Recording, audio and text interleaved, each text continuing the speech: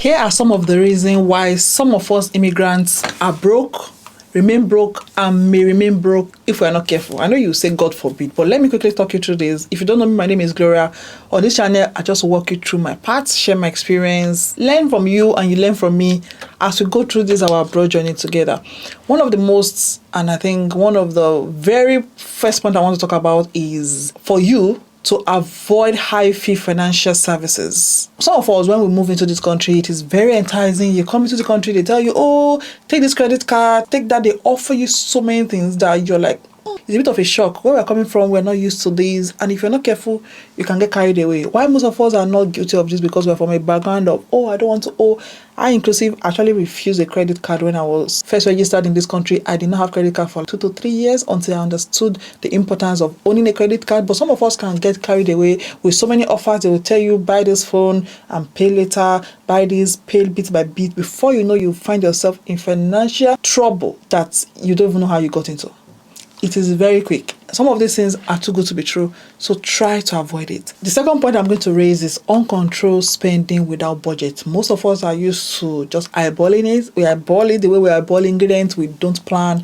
I don't know why finance and money is one taboo that we don't like to talk about, especially from where we're coming from in our society, and we expect you to be successful, but we're not going to tell you things to do to be successful, how you're going to stay successful, or how you can even become successful. We don't have budgets. I remember growing up, I used to think it's from a place of lack or a place of not having enough. We write lists when we're going to the market. My mom will write lists and we have to follow the list. We don't try to go out of the budget.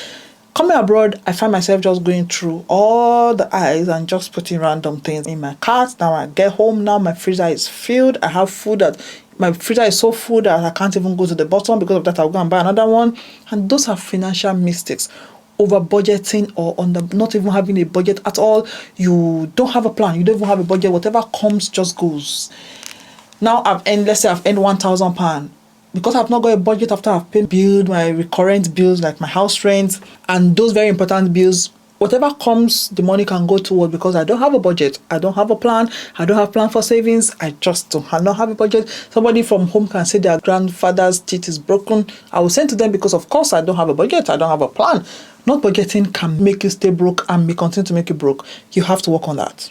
Lack of emergency fund. Some of us do not have emergency fund. We don't have plan for emergencies, and we are the one that will go and buy a car like I did when I moved to this country, bought a car of £620. If my car do get stop on the road, if that's me for £1,000 because I don't have emergency fund, you need to create an emergency fund. The fund that you put £10, £2, £5, $1, $2 in, just in case of emergency. God forbid, when your grandfather's leg breaks, that is where you're going to remove fund from. That is outside your savings. That emergency fund is only there for things, unforeseen circumstances. God forbid, they are big. Emergency fund is very important. If you earn out of your steady income, make sure you have a room. If possible, even create a small separate account for emergency fund or somewhere, colo in your corner.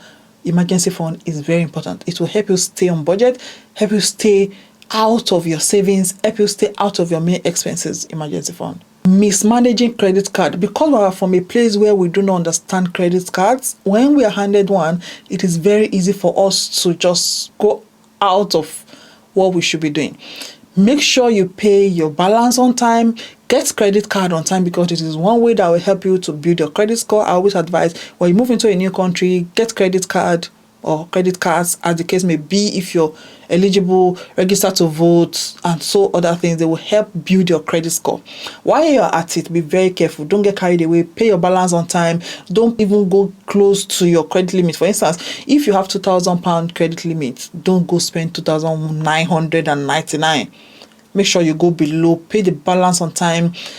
Don't overuse your credit card. The fact that you have it is like giving you a free money. Be careful how you use it. Sometimes you're carried away because you have this credit card. You just want to buy things randomly. Please Don't overuse it. Spend it wisely. Understand the do's and don'ts on that credit card that you have. Understand the benefits, and please use it judiciously so that you don't find yourself owing every month. For instance, your salary is £2,000. You have £2,000 on your credit card. You've spent £2,000 on your credit card. That means once you have your salary, you're zero. You're starting from zero. You have nothing because you've overspent. You've spent your salary. The fact that you have credit cards to support should not be a recurrent thing. Sometimes some of us have had to go into overdraft, go into credit card, but it shouldn't be a recurrent thing. But know that the money in the credit card is not yours. And whenever you go into it, understand that you're borrowing it, pay back on time, pay the whole thing, if possible, in full before the end of the month, before you start accumulating interest. Please manage your credit card judiciously. Making uninformed financial decisions. Some of us make big decisions. We want to show off. We are now in the abroad. How will they see me driving this Tuke Toyota when my mate is driving Range Rover, my mate is driving Tesla? How will they know that I have moved to the abroad if I don't snap picture behind that Tesla? If I don't go and do video and show that I am in the new big financial decisions, random financial decisions. You just see this holiday. You don't have a savings. You don't have a small pot for holidays. You just see this holiday, your friends are going, somebody's going, you just say, oh, £1,000, fiam, you remove it, you fiam. I'm not saying you shouldn't enjoy your life, but I'm saying don't make unplanned. Think about it. If you want to sleep over it before you buy that thing, do you really need it? Or because it's black market, or what do you call it, black sales now, Black Friday on Amazon, and you saw a Hoover, say you have one that is working, but because you saw a Hoover that they said was 1,099 and now is now 900, just like that, oh, you don't want to miss Black Friday, you order it. You don't need it. That is a very big mistake. Don't make financial decisions that is not planned. Plan it, sleep over it. There's nothing wrong in you saying no. Somebody is asked for so amount of money. If you don't have it, no. Don't go and borrow money or take your credit card. Do favor to do big girl. Or you saw somebody is on TikTok, he's saying this thing is this and you want to buy it. Be careful. Not starting long-term financial planning on time. I have a rule. I made a video about this years ago. You can adopt this 50-30-20 rules. Okay? 50% of your income can go towards your important expenses, like your house rent, your council tax, your water bill, your phone bill. Those should not exceed 50% of your income. Some of you are living in houses that you're paying over 50% on rent, talk less of the bills. You should be thinking about that, because how then can you save? How then can you become your own house owner? How then can you even gather money if you're paying half of your salary automatically on rent? Your rent should not be up to 50% of your income. Practice the 50-30-20 rules. So 50% goes on your important needs, not wants. Know the difference between a want and a need. For instance, I want an iPhone 17. But do I need an iPhone 17? No. Because I have iPhone 15, iPhone 16. I do not need iPhone 17. Although I want it, but I don't need it. Because these phones I have, they serve the purpose. Okay. So the difference between your want and your need. And then your need, those are the things that you cannot survive without, like your feeding, clothing, heating. Those important things should be 50%. 30% towards your wants, like I want to go on holiday, obviously I deserve it, or I want to buy a new clothes, I want to buy a new work shoe because the one I'm wearing is already doing 2K. I want to maybe paint my house, or I want to buy this, whatever. 30% can go towards your wants, like the things your children need, the things your partner need, maybe a flower, a bouquet, a box of chocolate. 20% should go towards your savings. And out of that 30% that is towards your wants, sometimes you don't need to spend the whole of it. If you have extra, add it to the 20% that is for savings. But I know you will say, oh, it's still difficult. I know you're still trying to find your feet. I know sometimes it's not possible. Even me that I speak to, sometimes it's not possible. Let's say the years when I need to renew visa, the years when I need to bring my mom, or the month that maybe mom became unwell or something. And I have to go out of all this plan. But let it not be your regular lifestyle. Let it not be your today. I don't have a plan. I don't care whether I'm broke or not. There will be instances, God forbid, sickness, God forbid, emergencies, God forbid, they phone you and say something has happened to your child. Of course you have to, even if it's their whole money, even if you have to borrow. But let it not be your lifestyle every day. You need to have a plan. And if it doesn't work, at least you have a plan.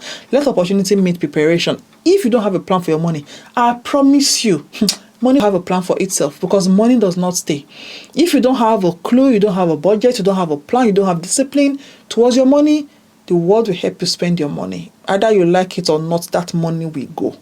So we need to have financial discipline. And I don't want to say, oh, don't always say that is where your wants, the 30% comes. Go enjoy your life. Live life while you can. Don't wait until you're 70 or 80, 90 before you want to enjoy your life. Take care of yourself. Don't do too much. Don't follow people. Somebody is already driving Bugatti. You want to drive Bugatti. Do you know, my dear, just do your own. Seek advice, watch videos, read books about finance. We read books about everything. We listen to ministers, to marriage counselors. But when it comes to money, don't read books about money. This is one of the most important things in this world. Why are we not talking about it? Why is it not even in the curriculum? Why are we not teaching our children? Why is it not a topic in primary, secondary, university? Why is it not even a course? How to manage money, how to be successful, how to be financial. Because what is the point of all this book, all this education we are going, all this training, all this traveling, if we're still going to end up broke? If we're still going to end up struggling, what's the point? I mean, very important. Money is one of the very important aspects of life. Seek professional help. Understand the importance of insurance, health in case your car breaks down. Whatever insurance, get them if you must, because this will save you. Everything may be going well until it doesn't go well. Okay? Financial literacy. Educate yourself when it comes to finance. You may be a medical doctor and you don't have financial literacy, you're going to struggle. You're going to suffer. I hope this has helped somebody. I myself included, I'm learning from this, and I hope you learned something from this. If this has been helpful, let me know any other advice you want to give us when it comes to managing our money, especially as immigrants. We cannot afford to fail. Okay, thanks so much for watching. Please subscribe. My name remains GLORIA OTIKOR, your humble baby girl. I'll see you in my next beautiful video very soon. Please come back for more. Subscribe. Thank you. See you later.